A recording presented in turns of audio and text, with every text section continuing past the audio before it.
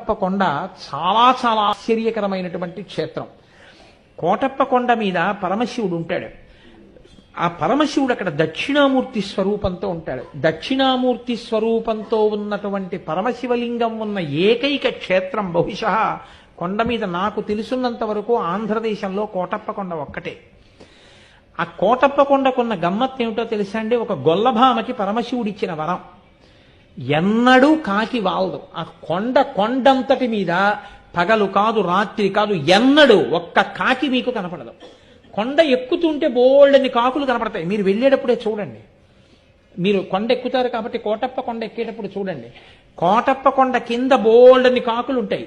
కోటప్ప కొండ ఎక్కడం మొదలెట్టినప్పటి నుంచి చూడండి, ఒక్క కాకి అంటే ఒక్క కాకి మీకు ఆ కొండ మీద వాలదు. ఎక్కడా ఓ చెట్టు మీద రాతి మీద వాలదు. కారణం, ఒక గొల్లభామ రోజు అక్కడ ఉన్నటువంటి శివుడికి తీసుకొచ్చి అన్నం పెడుతుండేది, పెరుగు అవిని. ఆయన తింటుండేవాడు. నువ్వు ఊళ్ళోకి రా అంటుండేది ఆవిడ. అంటే ఆయన నవ్వేసి ఉడుకునేవాడు. దక్షిణామూర్తి ఆయన నిశ్శబ్దంగా ఉండేవారు. ఆవిడ ఒక రోజు తీసుకొస్తూ చల్లకుండా తీసుకొచ్చి అక్కడ పెట్టింది.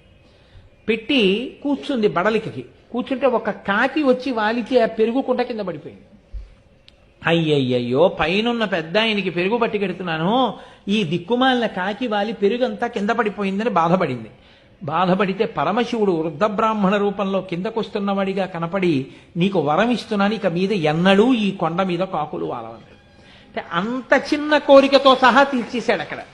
ఆ కోటప్ప కొండ గురించి పెద్దలు ఏం చెప్తారంటే, అక్కడికి వెళ్ళి కానీ ఈశ్వరుణ్ణి సేవిస్తే జాతకంలో గురుబలం పెరుగుతుందని చెప్తారు.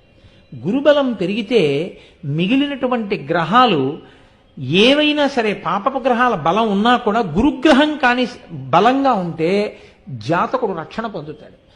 గురుగ్రహం అనుగ్రహం పొందాలంటే కోటప్ప కొండ వెళ్ళి సేవించమని చెప్తారు.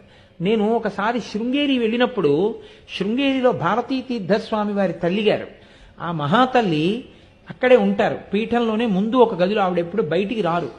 ఆ తల్లి దగ్గరికి నేను వెళ్ళి ఒక మాట అడిగానమ్మా, జగద్గురువు కదా, మహానుభావుడు శంకరాచార్యులు వారు అధిష్ఠించినటువంటి పీఠం, శంకరాచార్యుల వారు ప్రతిష్ఠించిన పీఠం, అటువంటి పీఠానికి పీఠాధిపత్యం వహించేటటువంటి వ్యక్తి మీ కడుపున పుట్టడం అంటే మాటలు కాదు. ఏ పుణ్యం వల్ల అటువంటి మహాపురుషుడు పుట్టాడని మీరు అనుకుంటున్నారమ్మా? మీకు ఏదో కారణం తెలుస్తుంది, తెలియకుండా ఉండదు. దయచేసి నాకు చెప్పండి అమ్మా అన్నాను. నాయన ఏముంటుంది నాయన చెప్పడానికి అన్నారు ఆవిడ. నేను అందరూ వెళ్ళిపోయాక మళ్ళీ అడిగాను. అందరూ వెళ్ళిపోయాక అడిగి లోకం అంతటికీ చెప్పుకొస్తున్నాను, అది వేరు మాట అనుకోండి. అలా కాదమ్మా, మీకు ఏదో కారణం ఉంటుంది, ఖచ్చితంగా మీకు తెలుస్తుంది, ఏ కారణానికే అంతటి మహాత్ముడు మీ కడుపున పుట్టాడమ్మా అని అడిగాను. అడిగితే ఆవిడ నాతో ఒక మాట చెప్పారు. నరసరావుపేటలోనే ఆవిడ కడుపున పడ్డారు భారతీ తీర్థస్వామి. నేను చిన్నతనంలో మా తండ్రి గారు ప్రతిరోజు కూడా మడి కట్టుకుని కోటప్ప కొండ ఎక్కి పరమశివుడికి నీళ్లు పోసుకుని కిందకు వచ్చేవారు అభిషేకం చేసి. తెలిసో తెలియకో మా నాన్నగారి వేలు పట్టుకుని రోజు పరిగెత్తుకుంటూ నేను కూడా కోటప్ప కొండ ఎక్కేదాన్ని. ఎక్కి నమస్కారం పెట్టుకుని, పిల్లలం కదా నాయన, కిందకి దిగిపోయేవాళ్ళం. ఎన్ని పర్యాయాలు ఎక్కానో, ఎన్ని మార్లు నమస్కరించానో, ఎన్ని మార్లు దిగానో నాకు తెలియదు. కానీ ఏ దక్షిణామూర్తి స్వరూపం జ్ఞానమూర్తి అక్కడ ఉన్నాడో, ఆ జ్ఞానమూర్తి సేవకి అన్ని మాటలు కొండెక్కిన ఫలితమేమో, అంతటి మహాజ్ఞాని, అన్ని వేదములు చదువుకున్నవాడు, అన్ని ఉపనిషత్తులు చదువుకున్నవాడు, శంకరాచార్యుల వారి చేత ప్రతిష్ఠింపబడిన పీఠానికి పీఠాధిపత్యం వహించగలిగినటువంటి మహాపురుషుడు నా కడుపున పుట్టడానికి కారణం అదే అయి ఉంటుంది అని చెప్పారు. కోటప్ప కొండ అంత ప్రఖ్యాతమైనటువంటి క్షేత్రం, మీరు చూసి తీరాలి. అవ్యాజమైనటువంటి ప్రశాంతత ఎంత గొప్పగా ఉంటుందో కోటప్ప కొండ. ఎక్కడెక్కడి వాటికో పెడతాం, ఇక్కడే ఉన్న అంత మహాత్మ్యం కలిగినటువంటి క్షేత్రాలని మనం వదిలిపెట్టేస్తుంటాం. అటువంటి కోటప్ప కొండ దర్శనం చేస్తారు. మీకు నేను ఇంకొక మాట చెప్తున్నా. శృంగేరి పీఠాధిపత్యం స్వీకరించడానికి ముందు భారతీ తీర్థస్వామి వారు వైరాగ్యంతో అక్కడికే వచ్చి కూర్చుని ఎప్పుడు వేద పాఠాలు చదువుకుంటుండేవారు.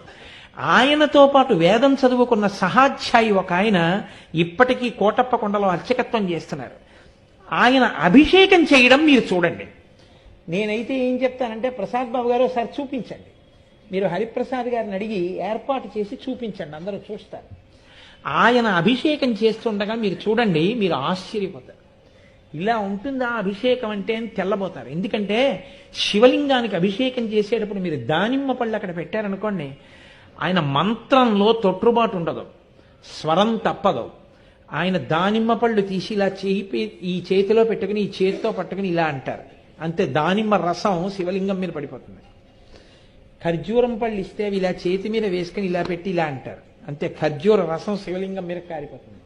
బిందెలెత్తి నీళ్లు పోసి మంత్రం సుస్వరం, స్వరం కూడా తప్పరు. అలా దానిమ్మ పళ్ళని కూడా ఇలా నొక్కి రసం చేసేస్తారు అభిషేకం. చూసి తీరాలి నిజంగా అభిషేకం. ఏమాత్రం అవకాశం ఉన్నా ఏర్పాటు చేయండి.